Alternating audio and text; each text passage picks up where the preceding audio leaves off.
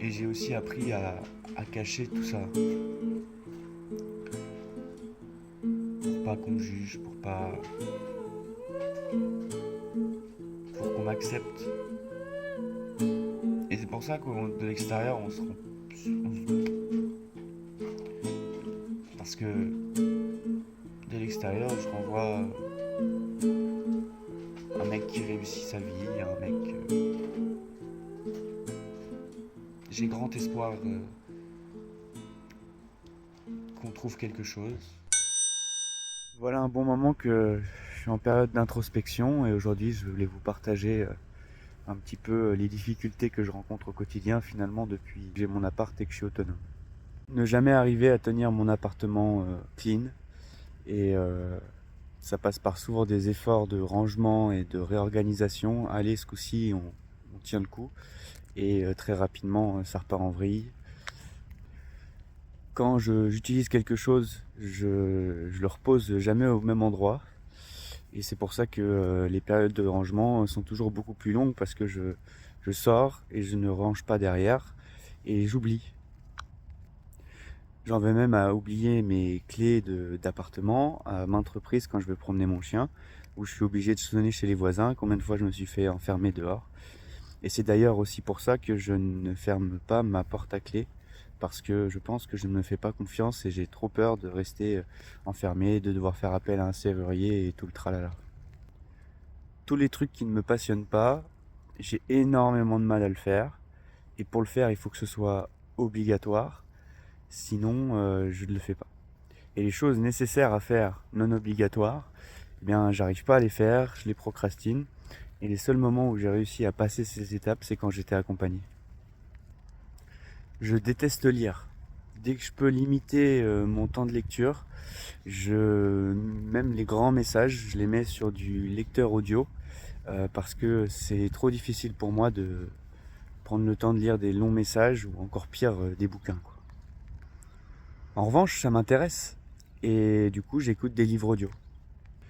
Beaucoup de difficultés à me projeter dans le temps et du coup, le temps passe et je le vois pas passer.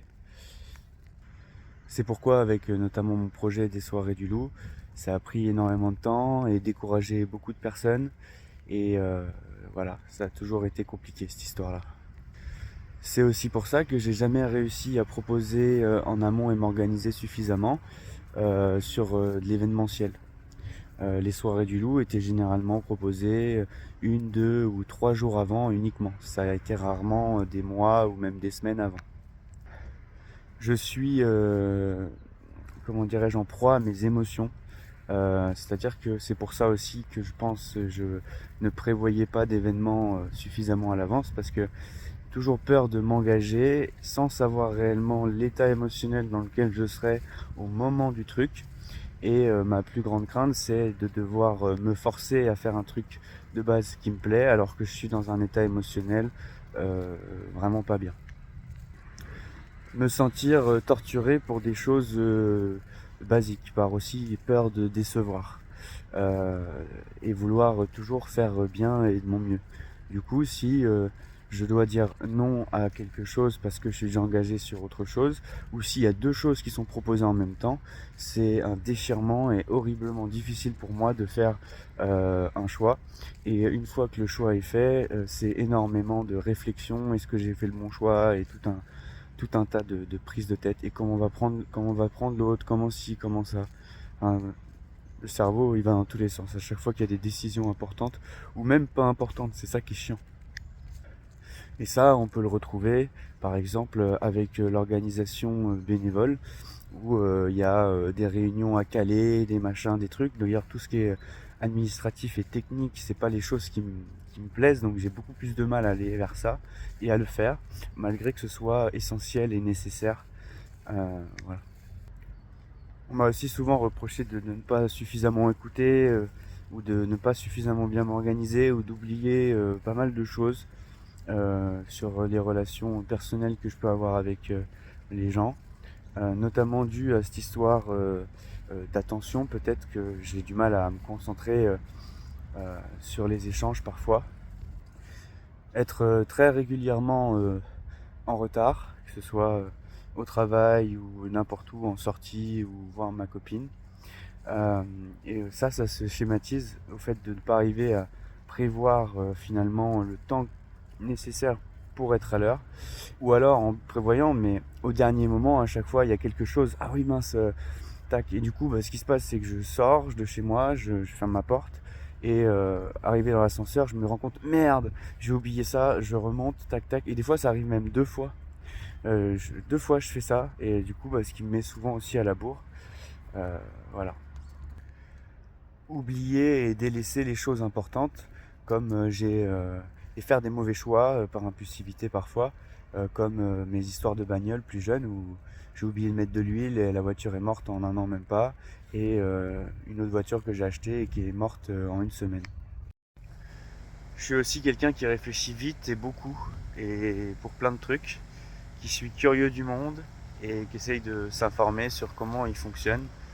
Et comme on le sait, le monde actuel est un peu difficile, et du coup, je me retrouve à cogiter sur plein de trucs sur l'état du monde, à devenir même très anxieux parfois sur l'avenir, et à être dans du catastrophisme même, parce que je réfléchis beaucoup, beaucoup, beaucoup tout le temps dans tous les sens. Et pareil, hein, en cas de conflit euh, ou de manque avec quelqu'un, j'ai le cerveau qui, comme je déteste décevoir, ça va dans tous les sens, et je me fais énormément de mal à moi-même, je prends énormément de temps à cogiter. Enfin, c'est ignoble quoi. Je me donne pas de cadre, et du coup, pas arriver à m'organiser, et je suis mes émotions. Du coup, je me couche à des heures pas possible, je me réveille à des heures quand j'ai besoin de me lever. Le matin, dès que j'ouvre un œil, c'est millions de pensées qui arrivent dans ma tête, les choses à faire, etc., qui peuvent à des moments me décourager quand j'ai des grosses baisses de morale. Je suis aussi très tendance à des symptômes dépressifs assez régulièrement. Ça m'est souvent arrivé de me retrouver dans des postures très compliquées psychologiquement. J'ai énormément de moments où, comme passionné par le projet, je vois pas le temps passer. Je travaille de 10 heures du matin à 20 heures le soir, sans vraiment voir le temps, sans prendre le temps de manger, sans prendre le temps de prendre soin de moi ou de prendre des pauses. Et ce qui fait qu'à la finalité, arrive un moment d'épuisement total, et difficile de remonter la pente aussi. J'arrive pas à faire des courses et à m'organiser au niveau de la nourriture. J'achète tout le temps les mêmes trucs, tout le temps dans les mêmes magasins, pas les moins chers, je regarde pas les prix, parce que quand je suis au magasin, j'ai qu'une envie, c'est d'en sortir, parce que trop de produits, trop de trucs dans tous les sens, et ça me saoule. Il y a aussi cette histoire de vouloir toujours faire de son mieux et être présent aussi pour les gens. En tout cas, pour ma part, c'est comme ça le truc. Et comme on priorise pas forcément, je ne priorise pas forcément mes propres besoins, et que je mets les besoins, les demandes des autres avant. Ce qui fait que finalement, je prends des décisions impulsives sans réfléchir pour satisfaire les autres. Euh, du coup, s'il faut que j'aille quelque part, je vais pas réfléchir que j'ai l'argent, que j'ai suffisamment d'essence, et où est-ce que je vais avoir assez pour subvenir à mes besoins sur le mois suivant, peu importe. Tout ça, c'est pas pris en compte. Il y a un problème, on y va. Et après, on se rend compte des dégâts. Ah bah oui, j'ai plus de thunes pour bouffer. Ah bah oui, j'ai plus de thunes pour ci, j'ai plus de thunes pour ça. Sur le volet financier, là par exemple, on parle. Après, il y a sur le volet émotionnel, pareil. Des fois, tu es à bout, et combien de fois j'étais déjà fatigué et à bout, et quelqu'un me sollicite parce qu'il a besoin, et du coup, on y va. Et puis au final, on s'épuise. Et malheureusement, comme on le sait, ma vie personnelle, familiale n'est pas forcément de tout repos. Du coup, c'est quelque chose qui est arrivé assez régulièrement ces dernières années. Le fait que je dois partir pour aider, on va dire. Un exemple très concret aussi sur ce manque de projection et d'organisation, c'est le fait de se dire, bon, ça y est, je suis au chômage en juillet 2023, et euh, bah, actionner et faire les choses qu'il y a à faire à l'instant T. Et pas voir plus loin en fait. Et aussi avoir des fausses croyances, ne pas se renseigner suffisamment sur comment on crée une autre entreprise, comment ça impacte le chômage, etc. Bah, c'est lié finalement au truc de ce que j'aime pas, je le fais pas. Du coup, bah, j'ai usé tous mes droits chômage, j'ai lancé mon entreprise bien tardivement, pas de clients, puis après j'ai fait encore d'autres choix qui m'ont poussé à ne pas entretenir mon entreprise, et du coup je me retrouve quasi sans le sou, et il faut que je retrouve du travail, parce que j'ai fait plein de mauvais choix avant. Et donc, tout ce qu'on vient d'évoquer là, on pourrait se dire que individuellement, c'est pas très grave. Si on prend chaque truc individuellement, il n'y a rien d'alarmant. Mais le problème, c'est quand tu mets tout ça au cumulé, et ben ça me mène où j'en suis aujourd'hui aussi. Voilà. Et le pire, c'est qu'aujourd'hui, du coup, j'ai beaucoup de regrets, que j'ai peur de l'avenir et je ne sais pas si je vais arriver à être heureux. Et rendre heureux mes proches, notamment ma copine. Et aujourd'hui, c'est son anniversaire.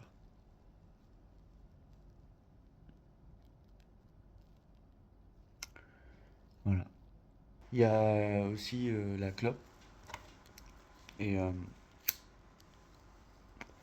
en réalité, la clope est un moyen, surtout les roulés, c'est un moyen de faire des pauses quand on n'y arrive plus, quand on n'arrive pas à se concentrer. Bon, bah allez, hop, on se fait une clope, tac. Donc il y a 3, 4, 5 minutes qui passent. Et entre deux, on a le temps aussi de se déconcentrer et de reprendre sur une autre tâche après en ayant réfléchi autrement et en ayant délaissé les premières tâches. Euh, la clope, c'est une addiction. La clope, c'est aussi un moyen ouais, de procrastiner, de remettre les choses à plus tard. Et quand je regarde mes anciens boulots, je faisais ça aussi en fait. J'avais des pauses clope très régulières, beaucoup plus régulières que d'autres.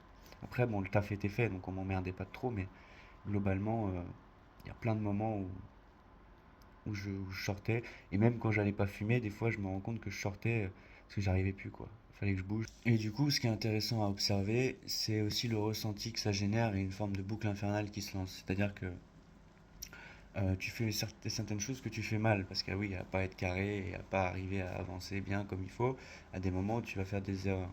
J'ai toujours réussi à pallier en vrai et à tenir bon et à pas faire trop d'erreurs, mais ces derniers temps, pas mal d'erreurs ont été commises et, euh, et du coup, bah, tu t'en veux, et c'est là qu'aussi la dépression arrive, c'est t'es là, tu rumines, tu cogites tout le temps, tout le temps, tout le temps, et tu sais plus, même plus vers où trouver les solutions. Et puis comme les schémas se sont répétés un nombre de fois suffisamment, ben les gens autour de toi, ils en ont plein le cul en fait de t'écouter, tu vois. Ils en ont plein le cul d'essayer de te comprendre, d'essayer tout ça. Parce que même toi, t'en as marre de toi à la fin. Donc comment tu veux que les autres n'en aient pas marre de toi si toi-même tu t'es gavé? Et puis pareil, tu as une perception du monde, j'ai énormément de fausses croyances. J'imagine ce que les gens pensent, ce que les gens vivent, ce que les gens disent. Mais en vrai, une grosse partie est certainement fausse. Et c'est des fausses idées que je me fais en cogitant dans ma tête, en me disant: oh, j'ai fait ça, du coup, il doit m'en vouloir, du coup, c'est pour ça qu'il me parle pas, etc. Et c'est vrai qu'un nombre incalculable de fois m'est arrivé où au final j'étais dans le faux. Juste la personne ne m'avait pas répondu parce qu'elle était occupée, par exemple. Et moi, dans ma tête, je m'étais fait des films. Euh, Et avec les années, ça a commencé à se réguler, ça quand même. Mais ouais, non, c'est un problème cérébral qui bute la tête constamment, en fait, qui est tout le temps là à te dévier de ta trajectoire que toi, initialement, pourtant, tu as envie de prendre pour toi. Et, euh, et c'est pour ça qu'aujourd'hui, après une grosse introspection et énormément de recherche, je suis quelqu'un qui aime beaucoup essayer de comprendre. Ah oui, c'est ça. J'essaye toujours de comprendre pourquoi ça est arrivé. Et notamment, la première chose que je peux faire, c'est par rapport à moi-même. Pourquoi j'en suis arrivé là? Pourquoi j'ai fait ça? Et qu'est-ce qui peut l'expliquer, etc. Et donc ça, pareil, c'est... Et là, ça fait 3 semaines que c'est très dur. Surtout quand tu as le sentiment de culpabilité, tu essaies de comprendre pour peut-être te déculpabiliser, en fait. Et, euh, Et il y a 6 mois de ça, on m'a parlé, des bénévoles m'ont parlé, mais tu t'es déjà renseigné sur le TDAH parce qu'il y a quelques petits signaux quand même d'alerte hein, sur ton profil. Et puis j'ai commencé à me renseigner, tout ça, et une majorité des choses qui ont été évoquées avant sont également aussi en parallèle des symptômes de TDAH. J'ai grand espoir qu'on trouve quelque chose, peu importe ce que ce soit au potentiel vu que j'en ai dans la famille, TDAH ou peu importe, mais qu'on trouve quelque chose parce que malgré la volonté que j'y ai mis ces dernières années et toute ma vie à essayer de gérer et d'avancer, force est de constater que je me suis toujours retrouvé dans des situations compliquées, à des échelles différentes, mais enfin ça fatigue en fait, je suis fatigué, franchement, je suis fatigué. Heureusement que j'ai pas de pensée suicidaire, euh, mais il y a des moments où c'est tellement dur à vivre que j'en viens à me dire putain j'ai envie de crever quoi, tu vois vraiment. Et, euh, et j'ai aussi appris à cacher tout ça, pour pas qu'on me juge, pour qu'on m'accepte. Et c'est pour ça que de l'extérieur on se rend, on- parce que de l'extérieur je renvoie un mec qui réussit sa vie, un mec.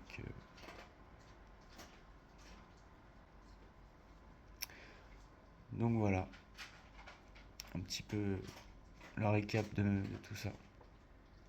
On verra bien où ça mène. Janvier, diagnostic, puis on verra. Pendant qu'on y est, voilà, l'état de la bagnole.